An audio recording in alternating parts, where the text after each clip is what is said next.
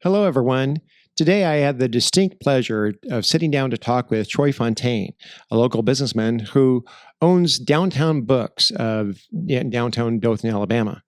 Anyway, the reason why we talked is because I had been to that bookstore many times, really enjoyed it, and got it in my head that I'd like to talk with the owner about the industry, the bookstore, local business. And he was, I was able to contact him when he came in to sit down and chat. In the process, we discovered we had a lot more in common than either one of us were prepared for. We have common backgrounds in seminary, ministry. We have shared loves for literacy and seeing Christians that are going to be active in their communities. Well, turned out to be a very delightful conversation. And so I hope you'll join us on this journey, and hopefully you're blessed by it too.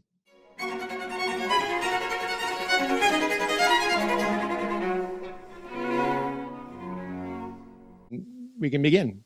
That sounds good. We can do all the things. Thank you for coming and talking to me. I mean, well, Yeah. This started because I went to Downtown Bookstore, and I just love it. I mean, it's really a comfy place, and you've created with the decor and the selections and all that. Even kind of the man cave section you have out in the back.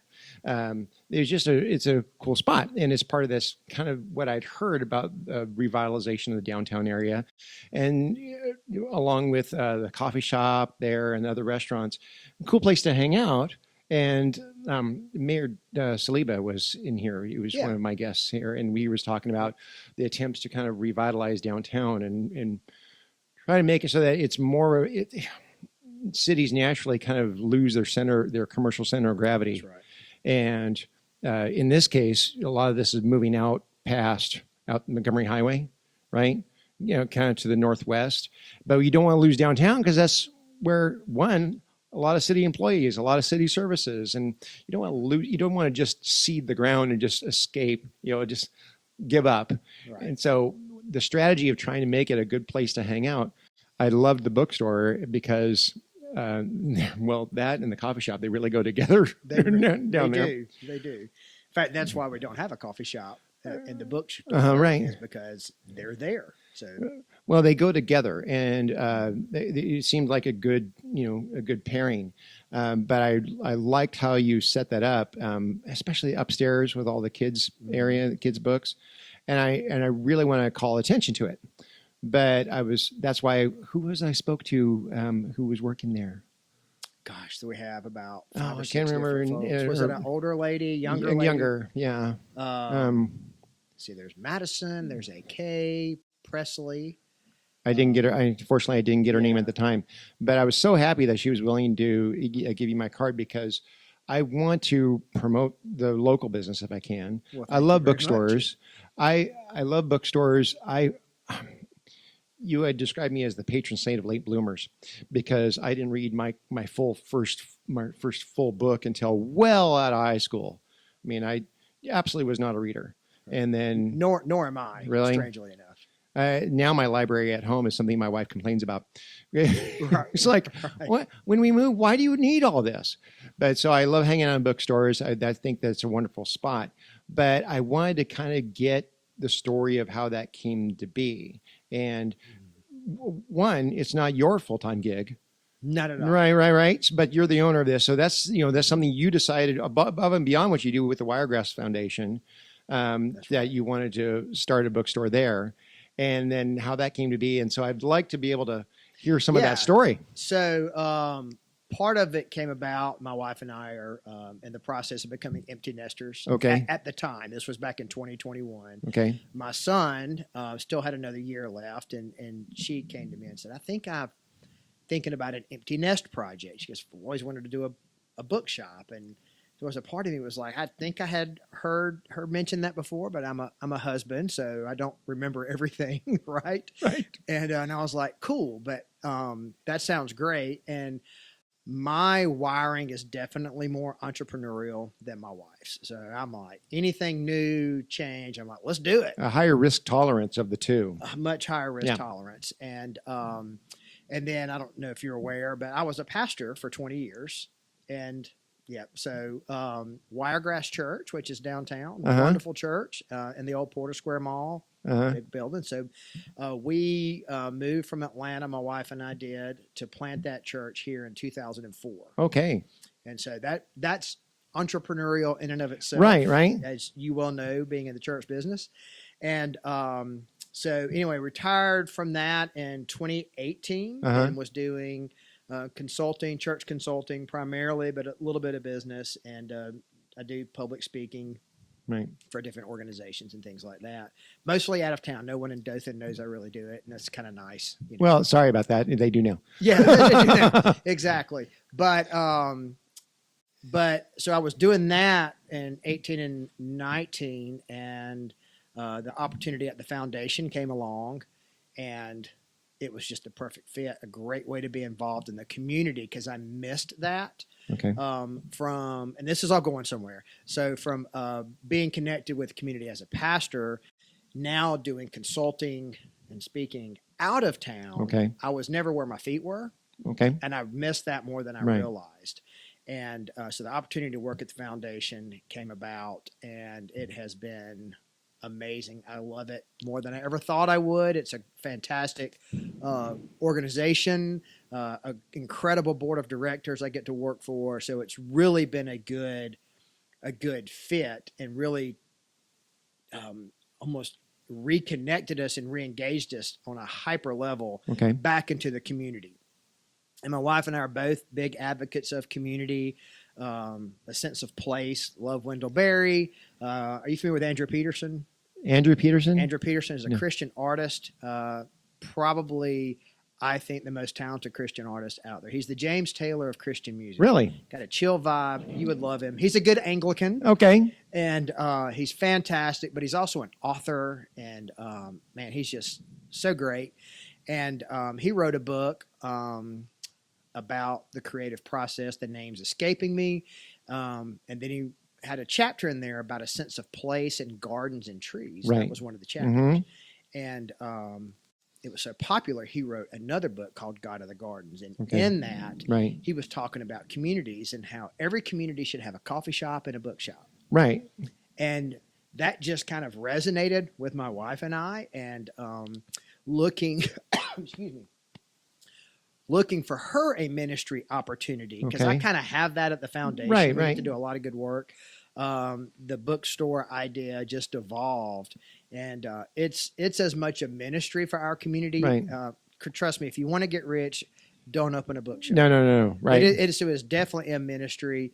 Our tagline in Eternity, a part of our mission for doing is providing a place of community and connection, Right. and helping people find their story, not the literal book story, Right. but their own life story. Of course. And the power of story that ties in well with books. And so we have no idea what we're doing to this day. It's been open 4 years now. We have never done retail, never opened a business.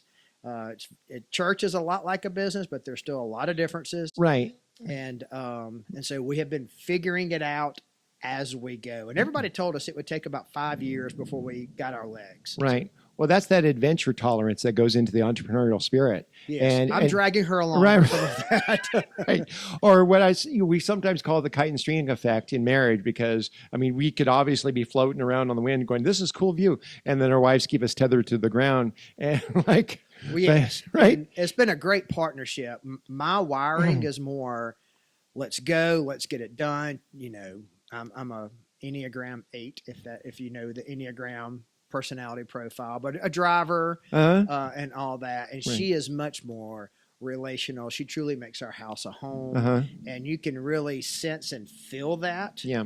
in the bookshop, where I pay the bills, take out the trash, make sure the taxes are paid, do all the Right. go things, but you walk in there and you get a sense of peace. Mhm. That's all her now, except for the man cave. Right. That's this guy. That was necessary. You got to balance those things out. You got to balance those things out. That's Right. exactly right.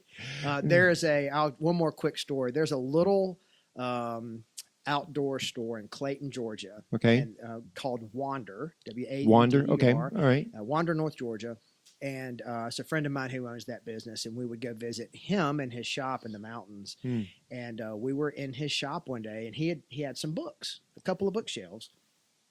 And through that conversation with him and his passion for providing that third space, Right. in Clayton was the final inspiration that we came back. And so we were going to wait till the summer of 22 when my son went off to college, but that summer, the building where we're in now came open for rent right across from KBC. Okay. So that was a no-brainer. So we did it a year before we really wanted to, but that location and being on that street was too good to pass up. No, it's fantastic. And you know, as I'm getting to know the city, I've been here, moved here in January. And so okay, well, welcome to Dothan. Thank you very much. Yeah. Up here from Central Florida, from Orlando. And when people say, well, it's hot and humid today, I'm like, okay, not so much. Right. But nevertheless, coming here, I'm still I'm learning the town, people knowing where things are, and people would tell me, okay, well, this is where most of the shops are. This is where the commercial center is. This is where the parks are, and so forth. And I'm discovering downtown and finding out where those hangout places are. And we talked a little bit about those good hangout places. Carrie Farrell and I had one of these conversations. I did my homework. Okay. And I saw you're talking about the Thirsty Pig. I love the Thirsty Pig. Carrie's amazing. And to hear her story about how pubs operate in the Midwest, right, and bringing that here is brilliant. Well, for me, I lamented, and I was sharing with her a little bit about, when going through seminary. I went through Dallas Theological Seminary. Which is where I went. Really? Yeah. And how long ago? I graduated in 2008. I graduated in 2009. Crazy. We were there at the same time. Well, how is that a thing? I did it mostly remote. Oh, okay. I would go out there for a week or two at a time, okay, and then take online classes because I was pastoring. That's true. Okay, working here. Yeah. Right. Were you working on DMIN at the time or THM? No, I did a MABS. Okay. Yep. So I was there from 03 to 04 to 09, and so THM, and then love Dallas, and I really do. I really did like it, but my ecclesiology prof was Glenn Kreider. I don't know if you remember him. Love Dr. Kreider. And the reason why I had him is because there were students at the time that would take a different theology course from a different professor because they can get a broader view. And I understand that, I get it, but for me, when I did that, there was never an opportunity to really sit at the feet of Gamaliel, to be someone's apprentice, right? And so I took my first class, ST 101 with Glenn Kreider, and he so annoyed me with his constant pop culture references and so much YouTube. And I'm like, and what I did was that first class I took with him, he helped identify big gaping holes in the way in which I was applying theology, because I'm very much internally constituted to find the ivory tower comfortable. And he was, his teaching style, his way of looking at the world, and was this constant kicking you out of the ivory tower to go be in the real world. And so in his ecclesiology classes, when he had all these various different books you could choose from, and one of them was the biography of Starbucks, and I'm like, why are you using this as an ecclesiology book? He goes, just it's on the shelf. You're welcome to use it. And that's when I found out about this idea of the third place. Yep. And that just changed my thinking entirely in terms of, wow, pubs, coffee shops, pubs, beer halls, all these type of things where people have a voluntary association. Boy, man, it just seems like the church is constantly trying to play catch up. It absolutely is. Are you familiar with the poet Malcolm Guite? Malcolm who? Guite is Guite. No. Absolutely. He's an Anglican priest in England. And he looks like he's straight from a Tolkien novel. Okay. Just the way he dresses, and he's got this long pipe. Right. But he wrote a great article. This was probably a month ago, and it was called Pints and Pipes. Okay. And just talking about the importance of, you need to be healthy, eat right, well, right, exercise. Right. But you also need to have a place where you can grab a pint with somebody and smoke a pipe and be in community. Right. And it would really resonate I'm going to look that up fantastic. because that's exactly what we do here. We have what we call our third service, which is we have our Sunday school hour, our mass on Sunday morning, and then instantly people are right after that is we just naturally head to the porch. Yep. We've got the Holy Ashtray of Antioch, and just sit down. We have a cigar, whatever. We were going to hang out. We have no place to go in a hurry. Specifically, the last Friday of every month, we have our men's night here, in which we the porch is dedicated to just an unprogrammatized hangout time. You would love that article, right? And that's what we've been trying to achieve. We have a liturgy for the appreciation of fine tobacco for that. But, well, there's back to the Andrew Peterson guy. He has a one of the things he helped start was a publishing house called the Rabbit Room, and they have amazing materials around everything you're talking about. And one of the books that they published, and the guy who wrote it, his name is totally escaping me. I'll think of it in here in a minute. But it's called Every Moment Holy. And he has liturgies for everything from changing a diaper to lighting the first fire of the season to, to death and dying. There's 3 volumes of that now, but it is phenomenal, and you would love it for out here. That sounds familiar. It probably has been recommended to me in the past, and I got behind. We have them all available at Downtown Books. I believe you, and I'm going to go find it. Well, the reason why I love bookstores is because, years ago, one of the many jobs I had while I was going through seminary, and we know that for a young guy, for trying to get through that, if you're not already pastoring, it's like you have all these different jobs to put your income together like a patchwork quilt. Yes. One of which was working in the library, and both the Dallas library and eventually I became the librarian for the Houston campus for Dallas Seminary as well. And in those time, people were talking about the death of books because once the Amazon Kindle came out or Amazon tablet or everything, everybody was going to be reading on iPads all the time and books were just going to go away. And we found that those predictions of the demise of paper publishing were premature. Very much so. We found that the eyes get tired reading a screen because of the constant refreshing of the screen. And so people don't read as much. And so it doesn't just seem like the paper publishing has slowed down as much. I mean, we have seen some bookstores weren't as thriving like they did, like Borders. I don't think those exist anymore. No, but it's really interesting. Barnes and Noble has seen a renaissance. And but being plugged into the independent bookstore world, there's actually and there's growth in the local bookshop industry. And it's not just about getting the book. It's about the experience of walking in, and part of our tagline of Find Your Story. Our hope is that people come in and browse, and that they don't come in with already knowing what they want. That's great too, and we love that. I would rather somebody spend 45 minutes and something grab them, and because it's just that better connection with the book. And we do have ebook services on our website, so you can buy ebooks from supporting local bookshops rather than Amazon.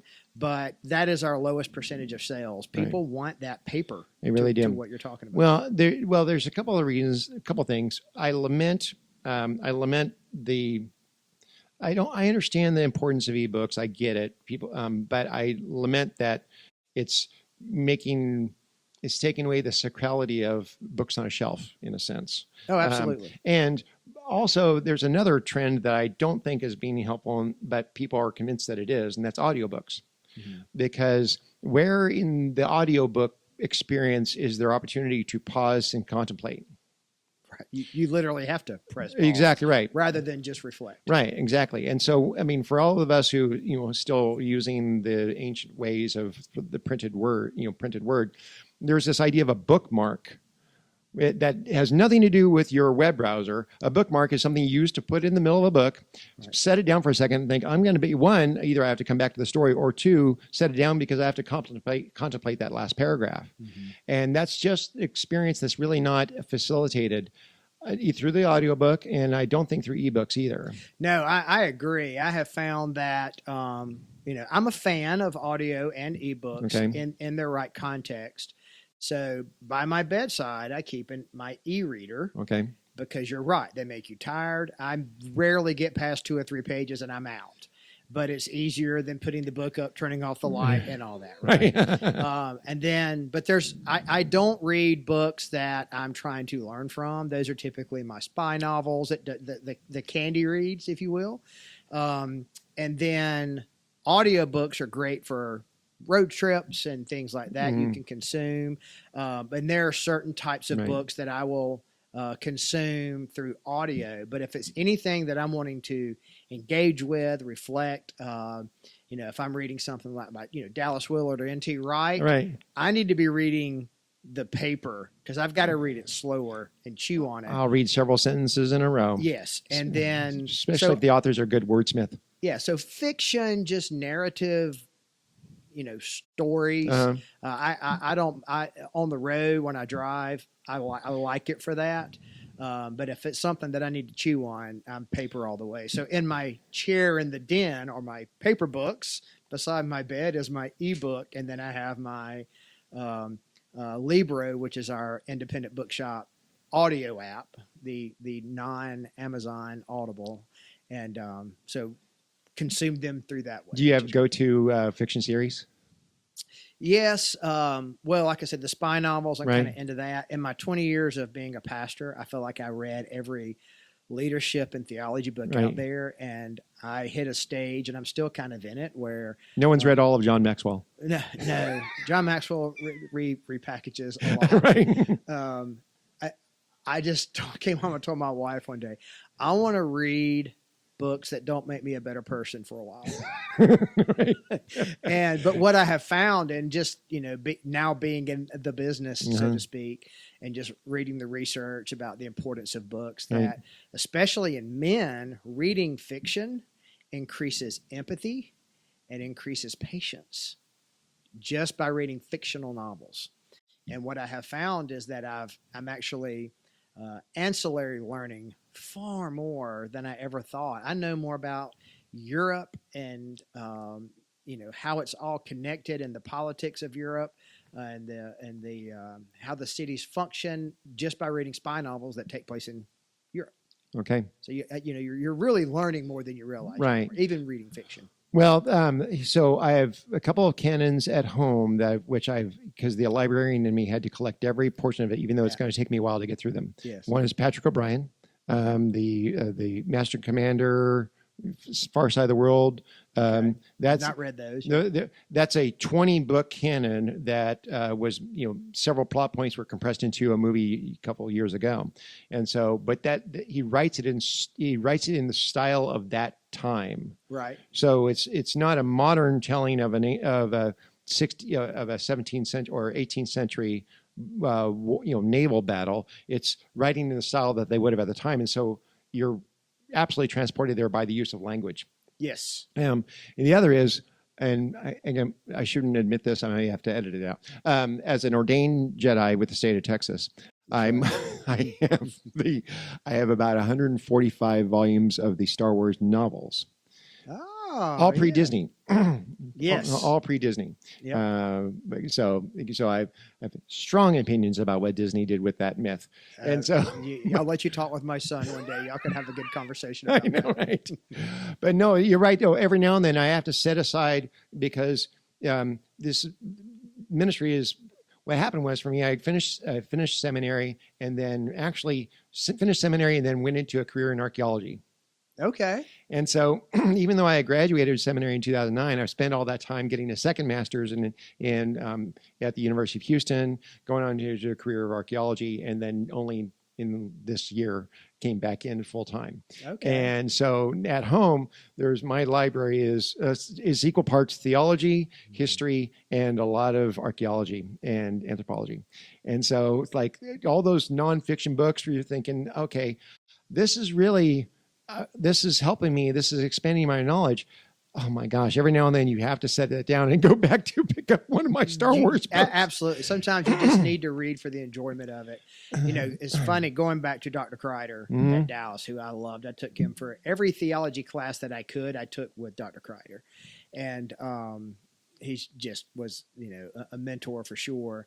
But it really taught me how to see the meta-narrative of Scripture, the gospel narrative, and it's everywhere. Right. And it really taught me to how to kind of look for it and to see how that's written on the heart of man, Right. whether they believe in Jesus or not.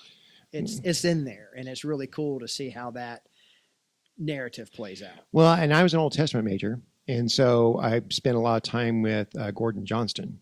And he's a mad scientist also, and basically just loved diving into Hebrew. And I always found Hebrew extremely difficult, but I love the Old Testament literature because of how it was literarily put together.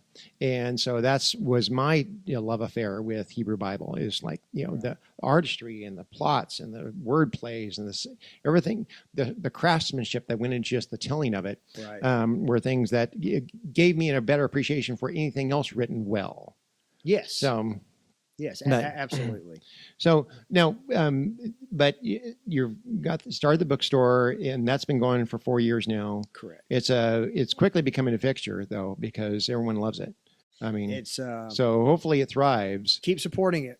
We need it. Yeah. No, and because I would like to default to supporting local business where I can. I'm sure that people have probably referenced You've Got Mail to you too many times. That was the muse originally. Really? Of the vibe of the store. Okay. There's a bookstore in London that we've never been to, but we just have seen pictures and follow, called Hatchards. And then the little, I guess it's Shop Around the Corner. And You've Got Mail, or just that vibe, that muse. And my wife is a Kathleen Kelly, right. Wholeheartedly.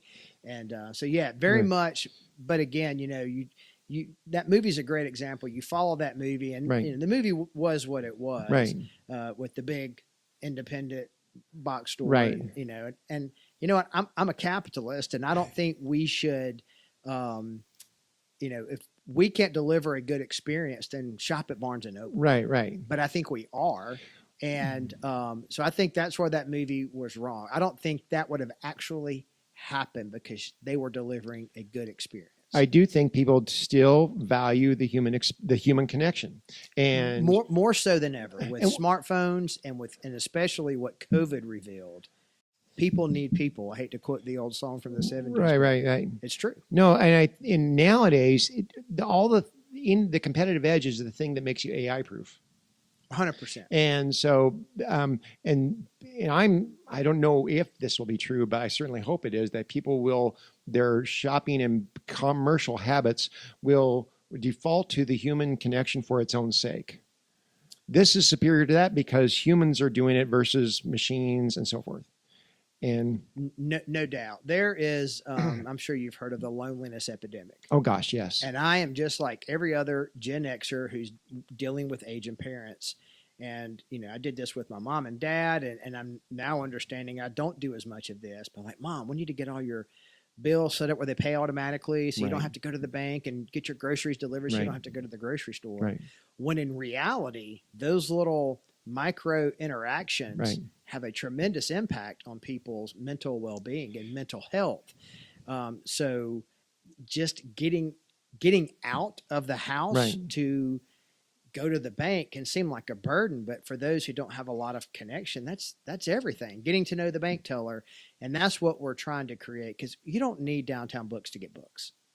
You don't need any store. Everything can be delivered at your door, but we're losing the human connection.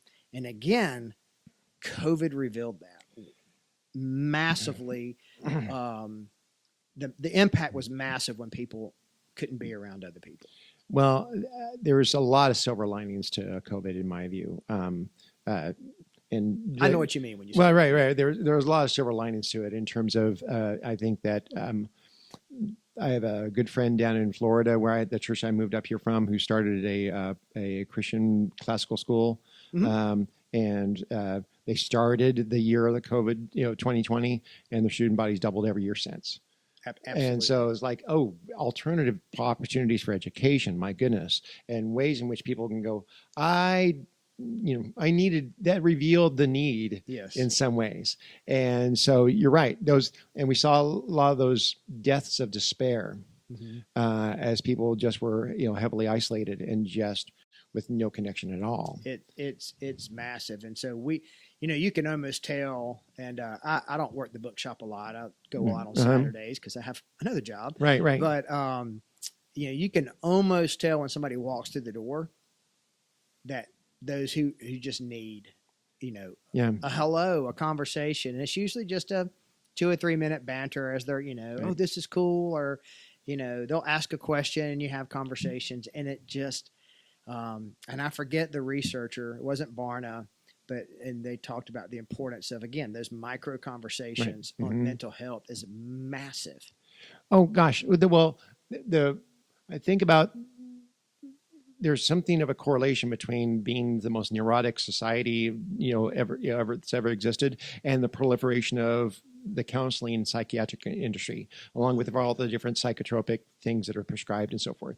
That was another silver lining to COVID, is that in like manner that the church experienced a reformation during the medieval period, when people suddenly went from, you're the sole authority of spiritual reality to me. Now you're one of the sources I consult. That's right. Especially as the proliferation of the Bible, people could read it.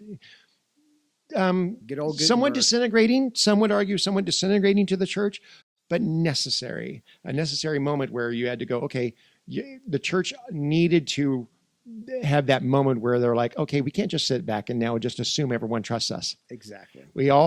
Everything we do, we have to constantly be demonstrating that what we're doing is based upon the scriptures and based upon that standardized revelation that everyone has access to. So that was actually necessary, as painful as it was. Now, COVID did what that did for the church. COVID did for medicine. Yes. Because it went from, oh, you're the only source I go to. Now you're one of the sources I go to. Because, and I have friends in the medical industry that don't like that. I'm like, I didn't like, there are ways and things I don't like about the Reformation either, but it was necessary. Exactly. Yeah, my brother's a family physician in Florida, and it's that fine line, right, of everybody's an expert. Yeah. And so, right. And he's like, so there are challenges to that, but I agree that it gives us some agency, right, over our health, over our knowledge, over our time in the scriptures. It reminded us that we have to take the reins of these things. There really isn't even any institution for which we can abdicate the responsibility for self-calibration. Absolutely. Going back to Dr. Kreider again, right. You can tell he was a big impact. He always said, never trust theology done in isolation. Theology is always best done in community. Right. You've got to, the Holy Spirit is obviously the teacher, but we always need to be checking our oil, so to speak, when it comes to our declarations of theology. Dan Wallace told me, he says, the fastest way to produce a heretic is to lock a person alone in a room with the Bible. Oh, yes. And those people go, I don't need the church. I stay home and read my Bible, just me and God. Like whatever. Jesus didn't do that. Exactly. So, wow, you're amazing. Oh, you're a genius. Yes. So anyway, so the bookstore is absolutely wonderful. I did not need the candle holder that I got from the man cave in back the other day when I went in there. I didn't need that. Good for but you. I just went in the bookstore because I wanted to be in there and thought, okay, I'm going to take that with me. So, but that's not your full-time gig. The Wiregrass Foundation is. Wiregrass Foundation. And I'd love to just take a second to hear about that. Yeah. So, in its simplest terms, the best way to say what the Wiregrass Foundation is we help our nonprofits go farther, faster. Okay. So the little consulting company that I had was actually with my business partner, a guy named Jeff Henderson. It was called the FOR Company, FOR. Because in a cynical world that's known for what it's against, you can be known for what you're for. Right. So that's the premise. So when I think about the foundation, I think about it, and being a pastor, everything's an acronym or 3 points, right? Right, of course. So it's got to be alliterated. This is 3-point acronym for the word FOR. So we do funding, which is grant making. Our local nonprofits and organizations, they have a need, they'll apply for a grant. And not everything gets funded, but, we present those to our board but we do grant making. We also do what we call direct charitable funding, which is our term for it, but it's where we see needs in the community and we can address those pretty nimbly for the most part. We have a facility here in Dothan called the Wiregrass Public Safety Center. It's a $25 million facility that trains fire and police. And Okay. we have the best police force and I would say the best fire department in the country. And they have the best training in the world. I mean, we're probably top 3 training facilities in the entire world. Really? Right here in Dothan. Oh, goodness. And which is phenomenal. We helped fund the majority of the new library constructions in Westgate and downtown. Okay. We've done a senior housing project, 2 phases of that. If you ever go to the Forever Wild Trails, the bridge system. I love those. We funded the bridge system. It's my favorite trails to run. For that. And shout out to Mike Schmitz for helping make that happen, which is a phenomenal. I met him at the Buffalo Wild Wings one night. Yeah, super guy. We were both watching the Alabama-Auburn basketball game. Yeah. And we just struck up a conversation, and it wasn't until late, after we'd been sitting there for an hour, when he finally revealed, "Oh yeah, I've been previously was the mayor of Dothan." I'm like, oh, okay, thank you. He's just, I just think the world of Mike. He doesn't do everything right, neither does any of us, but I'll be dog. The man puts his money and efforts where his mouth is. So things like that. What else big have we done? Everything going on downtown. Okay. We're a big funder with all of that. Okay. With the arts organizations, the New Park, the Opera House, playing a role in all that. So we like to go into an area where there's opportunities and help be a catalyst to make those happen. So that's our funding. Organizational development is probably, I think, the most impactful thing we do. We have a program called Cap Connect where we provide management, leadership, and organizational training and develop for our nonprofits. All right. They don't have the resources to do what they do and get all this training and resources. We provide high-level executive coaching for the executive directors of our organizations, because our theory is we're going to invest in them, let's help make them the best they can be. Okay. So that's a phenomenal program. Cindy Bedsole works with us at the foundation. She runs that program. It's phenomenal. And then the R would be relationships. Okay. And the relationships, which is a lot of my job, is being out in the community, seeing what's out there, and looking for opportunities where we can have an impact, make a difference, rather than just assuming what we think needs to happen. Get to know people, get to know the organizations. Right. We're doing a program this weekend, which is why I'm a little dressed down today, called the Dothan Alumni Cohort, which is a program where we target 25 to 35-year-olds who grew up in Dothan, who moved off. Okay. We bring them back, or those young professionals who live in the community and haven't quite gotten connected. We do them in cohorts of 20 to 25, and we select one of our nonprofits and help use this think tank of young people to address a problem that the nonprofit is addressed, that they have. Okay. So they come in, present, here's our problem, y'all work on it, and then our foundation gives them a $5,000 grant to implement whatever these young people come up with. And now, while they're here, we're wining them and dining them, show them a good time, and hopefully try to get young people to come back here, because, Whitney Houston was right. I believe that children are our future. So, we need them. All those old guys, need. So it's a great program. Tina McKay runs that program. But that all came about just through community relations. Matt Parker, who's our president of our chamber, does a phenomenal job getting businesses to come to our community. And he's talking about all these new jobs. Right. And I asked him one day, I was like, Matt, who's going to fill all these jobs? And he laughed and said, it's not my job. No. And he does a great job with that too, in workforce development. But I just thought, that's a community need we have. So right. let's do a program to address that. So through relationships in the community, it helps us identify needs where we can step in, rather than us just assuming we know better. Right. Well, that's very much in line with, I've been I'm back in ministry full time, but I've been preaching and teaching for years. I still teach at the University of Houston online classes. And one of the things I constantly has been a theme of mine is Orthodox Christian activism. Oftentimes when people talk about Christian activism, sometimes that gets relegated over to those who are focusing solely on social justice, and it doesn't resemble anything Christian anymore. And I thought, no. We unfortunately, many abdicated the responsibility, retreating from the world and becoming kind of like M. Night Shyamalan's Village. If you ever saw that movie, it's like this retreating away from everything, just trying to stay the frozen chosen. And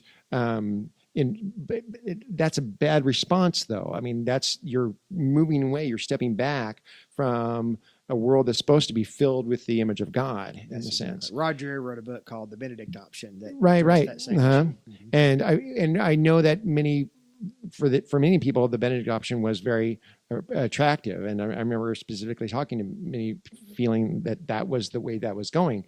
And unfortunately, though, those type of optimism versus pessimism sometimes can go up and down based upon how conservative Christians feel like the election went for them. And I'm thinking, but that ought not to be so. Your mission is consistent regardless of who's in whatever office We're at the bigger than time. that. Exactly. And the church is the through thread that can outlast many different people and different whatever regime is going on at the time. I read a book. I'm working on it. I had to set it down for a time. Starting with the women of the catacombs, and it was how these women of the Russian Orthodox Church outlasted the Soviet government. And they're like, we can outlast you. That's right. We've been Christian in Russia for 1,000 years. We can outlast you. This is just the newest thing. Well, and the For Company was that Right. the church especially has been so defined in the past 30 years by Right. what it's against. Yeah, right. These defining opposites that just kind of like instead of what we're for, right. and then put it in terms of back to the foundation. Mm-hmm. Instead of going to an organization and saying this is what we think you should do, Right. we come in and form the relationship and say, how can we help? You actually listen. Yeah. Right. When you say, how can we help? Right. The next thing to do is listen to how you can help. Exactly. And so I'll admit, I'm not always great at that, but that's the goal. Pastors that need to work on, listening. What does that mean? When people with natural speaking ability, my ears got turned off years ago. You're not wrong. Right. You're not wrong. I know. Well, people always say, well, the job interview, what are your strengths and weaknesses? Oh, public speaking is the strength. What are your weaknesses? Public speaking. And frankly, I think far too many pastors think they're better at public speaking than they actually are. But that's a whole other ball of wax. Well, that was one of my biggest transitions going from, because I was in a Baptist tradition and then coming to an Anglican tradition, is that now the what I call the apex rite is not the sermon, it's the communion, right? Correct. And so now your sermon goes from 35 to 40 minutes, gesticulating wildly and having the entire stage as your playground, to staying behind the pulpit, sticking with what you're doing, because you've got about 12 to 15 minutes because you're not the main thing. And that was a big adjustment. No, I was in the Baptist tradition, and the church that I led, we were a quote unquote, rock and roll non-denominational church. And now we go to the Episcopal Church. Could you be more polar opposite? Right. But as I listen to the mission and vision of both, they're the same, very different approaches. Uh-huh. I'm a big proponent that I think that the different iterations of a church and a community are necessary because the community is diverse, right, and is going to be attraction to different things. So the different types of churches, I think, is a great thing. Okay. And but now that I'm not leading one, I get to kind of go to what I enjoy, right, rather than what I need to do. Right. If that makes sense. But still, though, I think that's it's a great positive trend, though, to see people of faith that are making that positive impact, not just retreating, but actually are Absolutely. going, because a Christian ought to be about things that make the world actually a little bit better, rather than just kind of hanging out until on the reservation until Jesus comes back someday. Yeah, and it's an old saying, and it's a bit trite, but I don't even remember who said it to give them credit. But it's always preach the gospel, and if necessary, use words. Yeah, I think that's often attributed to St. Francis of Assisi. There you go. And so you're right. And what I learned, I was a friar chaplain for 17 years, and so in near Dallas, Houston, and in Orlando, I was chaplain for fire departments, and a lot of my ministry philosophy was shaped by the fire service. Just spending all that time riding the apparatus, being with them on calls, doing what I do with them. And what we learned was that this idea of ministry of presence. It's a big deal. And ministry of presence is there is so much, probably vast majority of the time, your ministry is not anything you say. It's the fact that you were there. My wife's mentor, a lady named Kathy Randall in Tuscaloosa, Alabama, phenomenal woman. her saying that just resonates with our families. You can fake love, but you can't fake showing up. Right. And it's just about that ministry of presence. Exactly. So that one phrase has taken us to more weddings and funerals that we had no desire to go to, but it means something to the people there. And so you can fake love all day long, but you can't fake showing up. That first, I got taught that. I think that because east of Dallas, if you go out I-35, there's Rockwall, and then next town after that is a small town called Fate. And at the time, it was a thriving metropolis of 5,000 people, and it just recently gone from 500 to 5,000 because of a new subdivision that had gone in. But they were very proud of their fire department, and I was a pastor. I was pastoring a church just as I was finishing up seminary there, and became the chaplain for that. That was my first department. And I remember I was with them on a house that was fully involved. The family were able to get the family out, rescue, salvage quite a bit of the house, but it was, they're going to either major reconstruction. Point is that when we got back for the station and everyone was taking their gear off and kind of calming down, they said, "Whew, boy, that was a tough one. Glad God was with us on that call." And I just was very curious, like, what an interesting thing for you to say. And I asked one of the firefighters, "Why do you say that?" And he said, "Well, there you were walking around, pulling hose, giving, changing air packs, giving us water." And he just was like, duh. Their God's man was walking around doing stuff. And so they interpreted that as God's presence on the call. I'm like, you don't know me. You don't, I mean, come on. Well, it's the hands and feet of Christ. I'm not the godly man. You're thinking like, shut up, dude. We know why you're there. You're representing, and they're what you're representing. And as a result, that's the ministry of presence. That's so great. And I learned that that was probably one of my best seminary classes, even though it wasn't a seminary class. No doubt. Because I learned, it was kind of, in my view, kind of a sacramental view of ministry. Things that are humanly done that can't be just me spoken or written and so forth. Exactly. And so the touching someone on the shoulder, being around with them, just being in their space, sitting there with people for a long time, and they're like, "Oh, chap, you knew exactly what to say." I'm like, "I didn't say anything." So boy, all those years of seminary, so I learned how to shut up. That was my big lesson. So again, so hard. Oh gosh, I know, but that's probably that was one of the big things that kind of moved me toward the context I'm in now, because I learned, okay, that was kind of that sacramental view of interacting with people and ministering that is a lot less about what I can exegete. That's right. And it's much more so about what you embody. Yes. And, this is probably, I would assume it's true for you as well. And Dallas is a stellar biblical education. Oh, you can always tell a Dallas man, but you can't tell him much. Exactly right. Right. Yes. So it is stellar, but I went from knowing what I knew, going to Dallas, and I felt like that the scriptures went from black and white to high def. Right. And ever since then, I felt like I'm getting dumber every day because I realized things that I was sure about for so many years are like, oh, wow, other people think differently, and that's okay. Now, the central tenets of our faith are more sure than ever. Right. But the ancillary things, I'm like, oh, gosh, I used to go to the mat on that. How dumb was I to do that? Age is a humbling thing. Well, providentially, I just had graduated and found myself kind of without a tradition at the time. But a good friend of mine was studying to be a priest in the Anglican Church in North Dallas, and so that's where I visited Church of the Holy Communion up in North Dallas, and so that's how I began where I am now. But nevertheless, it was. I think you're right, though. Well, and again, I do not know who this quote originates with, but it's like the idea of people don't care what you know until they know how much you care. Yes. And your presence typically communicates that more than anything else. That's exactly right. So those trite sayings are true. Exactly right. They have staying power for a reason. Yep. So absolutely. Well, thank you very much for coming and talking to me, sir. Yeah, this was enjoyable. This a lot. Pleasure to get to know you and your heart for the community. Thanks for what you're doing and for highlighting local businesses. I'll close with this, if you'll allow me. Wendell Berry, are you familiar with him? Not. He is an incredible author.